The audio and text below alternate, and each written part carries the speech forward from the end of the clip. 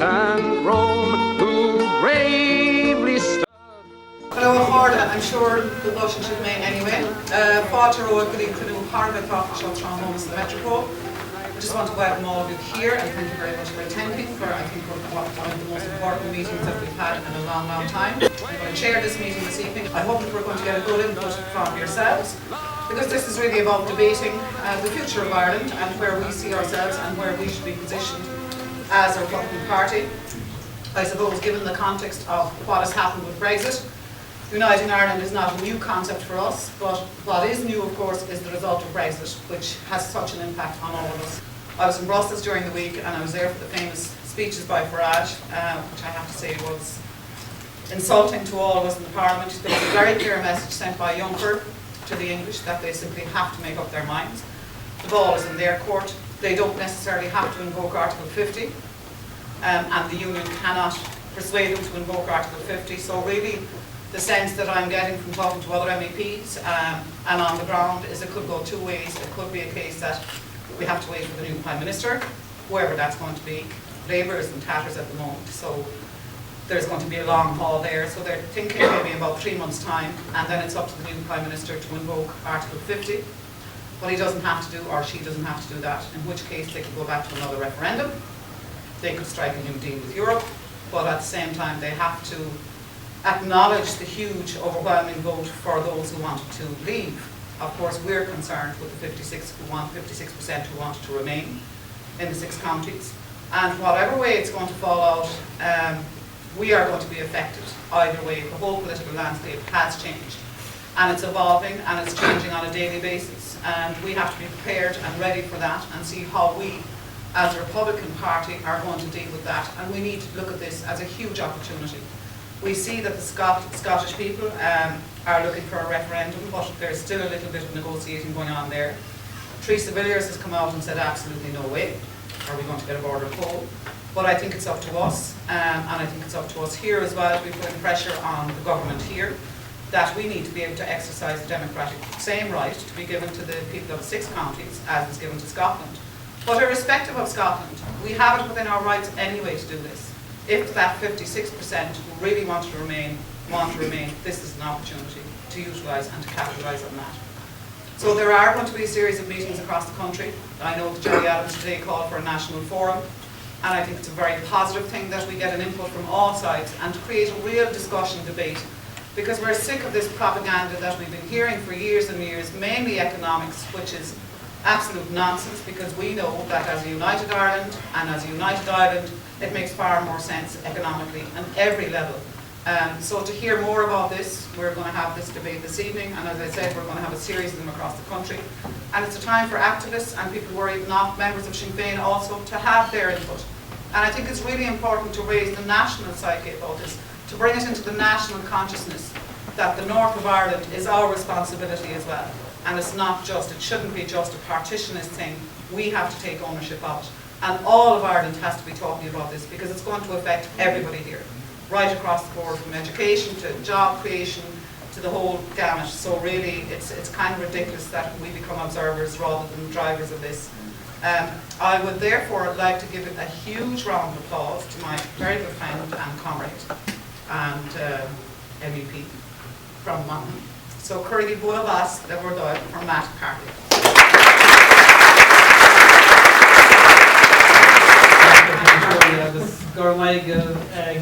Cork Sinn Féin as up on Desha Harston Garchin Show.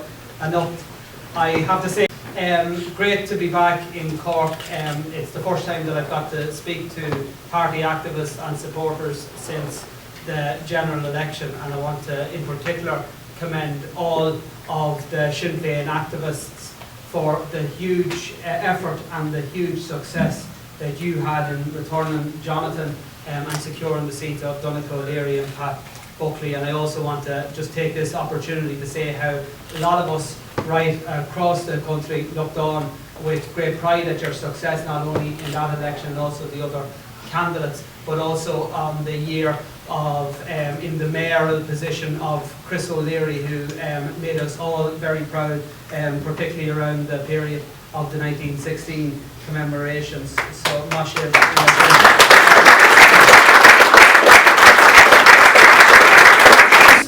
the important thing to set out for us as Republicans was that we didn't need the events of last Friday to convince us of the benefits of Irish reunification. We've been setting out the costs of partition, the advantages of Irish unity, in most cases, all our lives. But I think it's important to recognise that something big happened on Friday, and something big is happening in this country right now. The referendum result itself was absolutely seismic, and nobody can underestimate that. The effects and the ramifications of it can't be underestimated, and we need to be very conscious of the fact that Irish interests, north and south, are gravely threatened. We campaigned for a Remain vote, and we didn't campaign for a Remain vote because we have any great affinity or love for the European Union, and particularly the direction it has taken over the past 15 to 20 years. Unfortunately, within the EU and at the core of the EU institutions, an undemocratic elitist cabal have taken hold, and they have been operating, unfortunately, particularly over the past decade, but it started sometime before that, very much in the interest of corporations above citizens. So when we went across the north and were selling out our vision and our request for people to vote Remain, it wasn't so much on the basis of the EU itself and its positives or negatives. We were setting out very clearly the absolute incomprehensible situation where you could have one part of the island operating within an EU for all its good and bad, and another part operating outside. And what happened as a result of a vote where quite clearly we have a situation where the majority of people voted to Remain in the 6 counties, and they're now being pulled out. That we now have a situation in terms of the national question where the issue of unity has become part of a conversation within communities in a way that it hasn't in several years. In fact, there are people, and I've been speaking to some of them, who've never supported a united Ireland before, who are now asking themselves the question, what would a united Ireland look like? Something big is absolutely happening. And what's most amazing to me is that how some people who should know better and whose job it is to know when something big is happening are going out of their way to ignore that fact. I was out in RTE doing the Marion Finucane show on Sunday. They have a great system in RTE. Whenever Marion's not about, they'll bring a shinner on so that they can say they have us balanced. But what they have this system to get you out there about an hour and a half beforehand, and you have to go through all the Sunday papers, and that's something I usually try and avoid. But going through all the Sunday papers, as it happened, the first paper I picked up was the British Telegraph, and a quite big, elaborate article titled "A United Ireland Now Closer Than Ever." And there was actually nothing in the article that was very surprising to me. The conclusions wouldn't be surprising to anyone here. In fact, the most surprising thing of all was that as I went through after that, every single Irish newspaper, there wasn't a single similar article in a single Irish newspaper.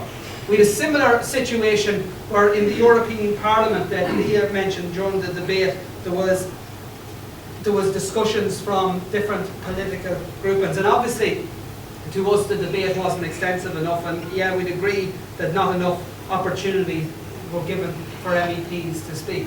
But the headline in the Irish Daily Mail yesterday stated right across the front page, why didn't any Irish MEPs join the Brexit debate? And other newspapers ran with similar stories. But an Irish MEP did speak. Martina Anderson spoke on behalf of people from north, south, east and west when she spelled out the dangers of an EU border being pushed and forced through our country. And what was again interesting was that her speech was actually carried extensively. It was carried extensively right across the British and European media. It was ran over several hours on BBC, not BBC in the north, BBC, their mainstream news channels. It was covered on Sky News. TV channels, newspapers, radio stations, right over Europe covered.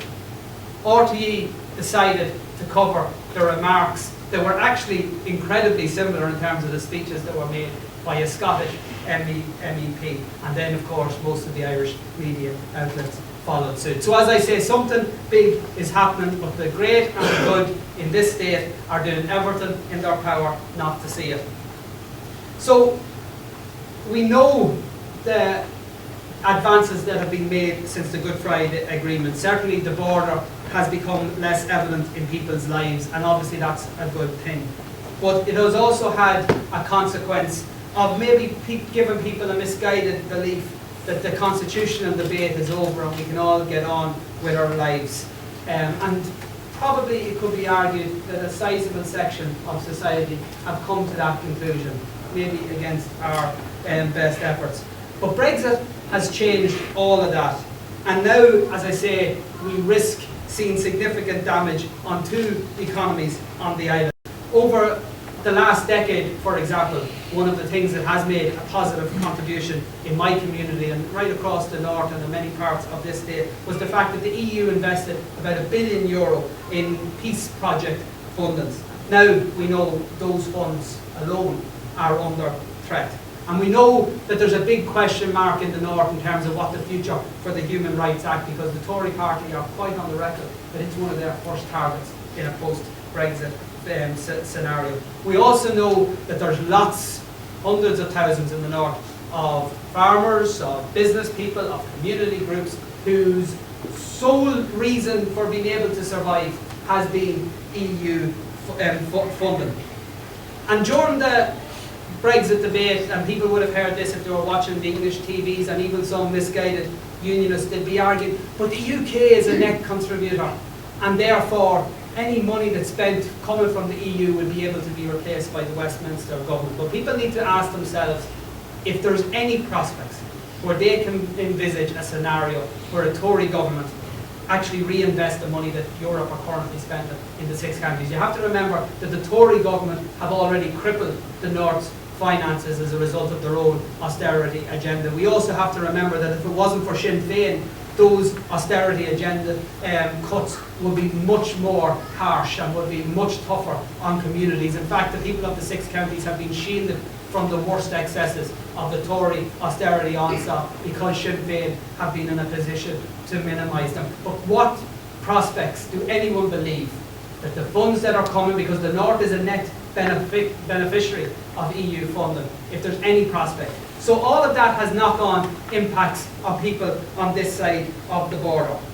And what's interesting on last Thursday, because it wasn't just Nationalists and Republicans who voted for Remain. In fact, some Nationalists and Republicans, probably in relatively small numbers, but some would have voted to leave. But also Unionists voted to Remain. So we now have a situation that, like those in Scotland, the people of the North are told that their democratic decision counts for naught because of the decision that was made in England and in Wales. And they voted for Remain, as I say, not because they think the EU is great, because clearly it isn't, but because they know that it's just impossible, as I said earlier, to imagine a scenario where you have one part of Ireland operating in an EU and another part out. So what we need to have now, and this is where Lee is talking about Gerry Adams's contribution today, where he asked for a national forum to be established, because we have to ensure that there's maximum cooperation between the Northern Executive and the Irish Government to ensure, first and foremost, the first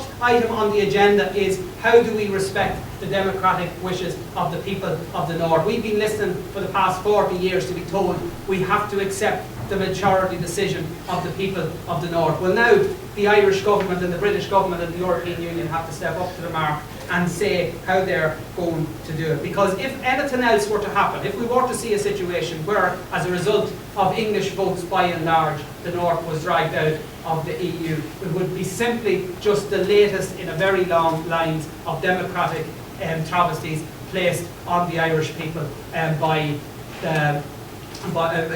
British voters in some cases and governments in most cases. So we now have an opportunity, as well as all the challenges that arise. We have the opportunity and the chance to look to a future beyond partition, beyond sectarianism and beyond division. And these have to be, to me anyway, the goals of every progressive force north and south of the country. Now, if the failure of the media to ignore or just the failure to recognise the importance and magnitude of the situation we're in since Friday isn't surprising, I have to say what's most disappointing to me has been the attitude of other political parties, and particularly political leaders who publicly confess to favouring a united Ireland. And I have to say their attitude has been extremely disappointing. Sinn Féin doesn't want or claim exclusive ownership over the demand for a united Ireland or over the demand for a unity Pole. But since last Friday, we've had basically lines of political representatives ganging up to say this isn't the right time. We have Fianna Fáil, Fine Gael, Labour, Green Party, SDLP, the AAA, PBP, whatever they're calling themselves this week, all lining up to tell us all they're concerned about is the time, and it's not the right time. And I have to say, and I think it's appropriate to say it here in Cork, that the most shameful remarks came from the leader of Fianna Fáil. Let's remember, Fianna Fáil subtitled the Republican Party, and yet Micheál Martin's dismissal of the call for a referendum, which he called a distraction.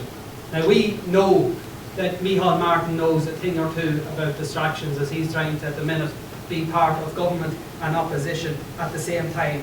But in his recent Dáil contribution on Brexit, I believe he didn't just unsettle and annoy people like me, I believe he unsettled and annoyed quite a lot of his own members. Because in his recent Dáil contribution, Micheál had more to say about the need to uphold the democratic wishes of the people of Scotland than he did about the democratic wishes of the people of the north of his own country. Enda Kenny went so far as to say to go to Europe and demand that the rights of the people of Scotland be upheld, and didn't mention the north of his own country. Now, absolutely, we support, and put this on the record, the rights of the people of Scotland. But every single argument in favour of Scotland being treated as a special case, and they have a lot of them, but every single one of them applies to the north of Ireland, and in fact there are others in terms of our own country. Because every citizen of the north is entitled to become an Irish citizen, and is therefore entitled to be considered an EU citizen. And every single person and community in the north lives with the prospect of having a land border with the EU. They are issues that don't pertain to Scotland. And Micheál Martin knows that the reintroduction of a hard border on this island would actually repeat, reinforce and re-emphasise the original injustice of partition, which resulted in so many political, economic and social damage over the year. So the question is, why is he taking such a position that actually runs contrary to the stated policy of his own party? And to look at that, I think you need to go back to the heart of what it's all about in terms of all the political parties that I mentioned to line up. And that is, at the heart of it all, an absolute desire to maintain the status quo at all costs. Because we have to remember, partition didn't just result in the creation of a sectarian conservative state in the north. It also led to the creation of one of the most conservative states in Europe, here in this state. And that's one of the reasons, and probably the primary reason, why you have so many arguing against a unity pole, because they know that unity challenges them and their status quo as much as it challenges right-wing unionism in the north.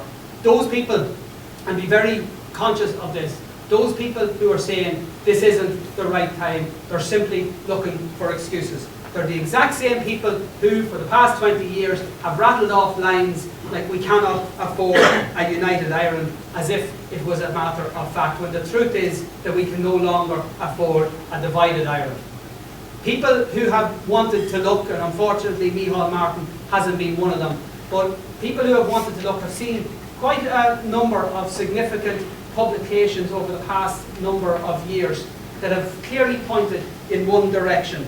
Last year, a London-based economist, Michael Burke, spelled out basically the financial arguments in favour of Irish unity. He had a paper called The Economic Case for Irish unity, and the conclusions in that paper were as crystal clear as it's possible to be.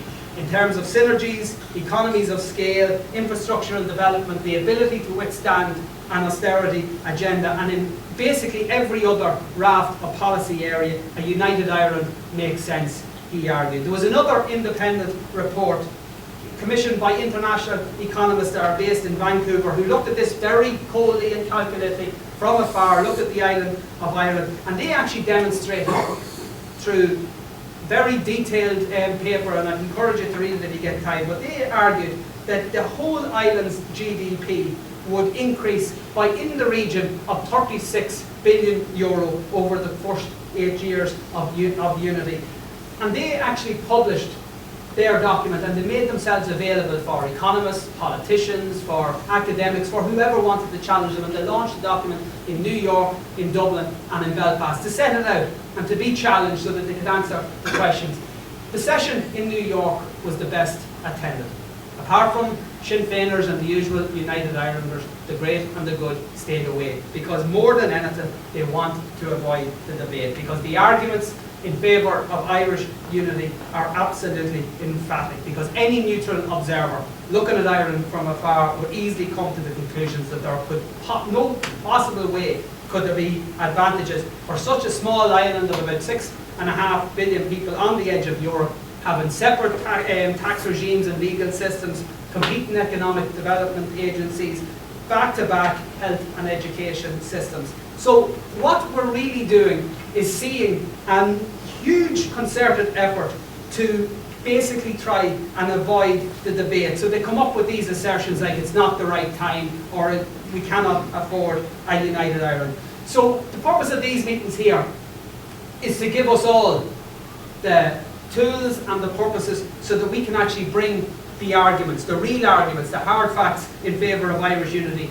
basically starting off at our own dinner table, bringing it to our local pub, our local community centre. We need to put the United Ireland agenda on the card of every single place we are. If we're a member of a trade union, if we're a member of a local residents association, we need to start the conversation, because if we don't start it, nobody else will.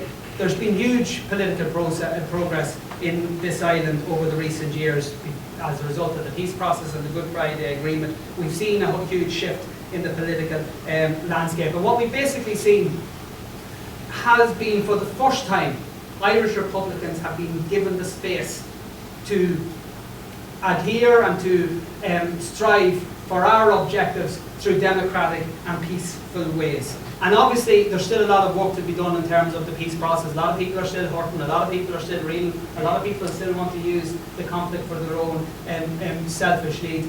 But the only type of united Ireland that interests us is one in which everybody can feel at home in. So we've seen a lot of really positive stuff in terms of increased all-Ireland cooperation. We've seen the building of relationships between people from different political parties. But we need to be imaginative, and some of the things that we need to do will challenge us. So a couple of weeks ago, we suggested, for example, as one possible scenario in terms of a transition arrangement, that the Stormont executive would stay in place while for a period after Irish reunification. And the benefits of that would be that people could see that they would still have ownership of a regional parliament, but that regional parliament, instead of working under a Westminster parliament that doesn't give twopence worth of a damn to any part of Ireland, north or south, would actually be working in partnership with an all-Ireland parliament in Dublin that has a vested interest in seeing every single region of this country progress and develop. So a referendum on Irish unity isn't a stunt, it's not a distraction, it's actually a central part of the Good Friday Agreement. The provision for a referendum on Irish reunification was the reason why we as Republicans were able to support it. So our commitment to pursuing it, rather than trying to destabilise any process, actually reinforces our commitment to democratic and peaceful means in terms of delivering Irish reunification. And it's those who try and deny us that democratic and peaceful option that's explicitly provided for in the Good Friday Agreement who are actually destabilising the very basis on which that Good Friday Agreement was agreed. So what we need to do is ensure that in any referendum campaign we actually seek to convince people of all the economic, social, political benefits of reunification. And in my view, the referendum debate in itself could become a very positive catalyst for change. We've seen the positive outworkings of the marriage equality referendum in this state last year. We've seen what happened in Scotland. Again, go back to Scotland. If someone told any commentator 10 years ago that Scotland would come within a couple of percentage points of voting for independence, or that would be where we are now, that basically every analysis that's looking at it is saying that whenever they vote, they will vote for independence, it would have been laughed out of any room that they were speaking. And the reason they came to that point was because the actual conversation they had nationally in advance of the referendum and the referendum campaign itself was used as catalyst. So our society is moving forward, but it's our duty to ensure that we need to spell out to particularly unionists that they have nothing to fear. Ireland is undoubtedly an absolutely great country. To me, the Irish are a great people.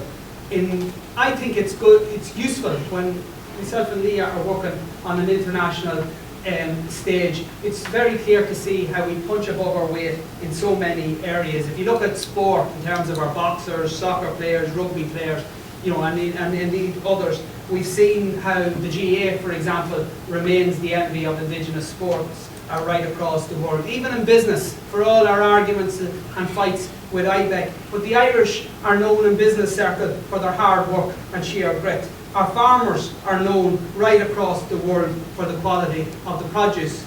Irish musicians, writers, artists, they've all reached collectively scales that are simply unmatched by any other country of our side.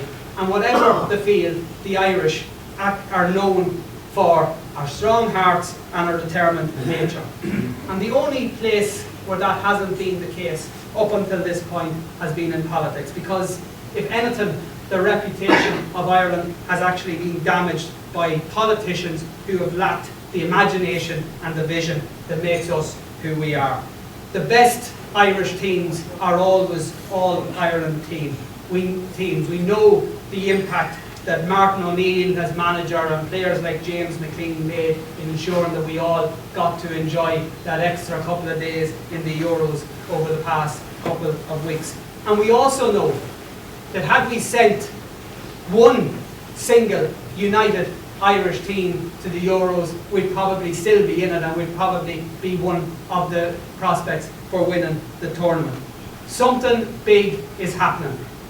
Something big, in my view, was happening anyway, because the arguments were already as strong as we needed them to be able to bring them into every community across this island. But where we are now, as a result of Friday's referendum, is a defining moment. And what we need is everybody from all political parties to reach and become part of that political conversation. But the only way that's going to happen is if people in this room and in rooms like it bring that conversation to every single place where they are. That's our responsibility, because this isn't just about securing a referendum. That's an important part, but that's only a milestone, because the most important job of work we have is winning the referendum when it's called. And that, I assure you all, we're ready for it. You need to be ready for it, and what we need to do and we need here is ensure that each of us bring 100 more people to that argument, because it's the argument that the only way we as a country can deliver upon our full potential is as a united country, an all-Ireland team.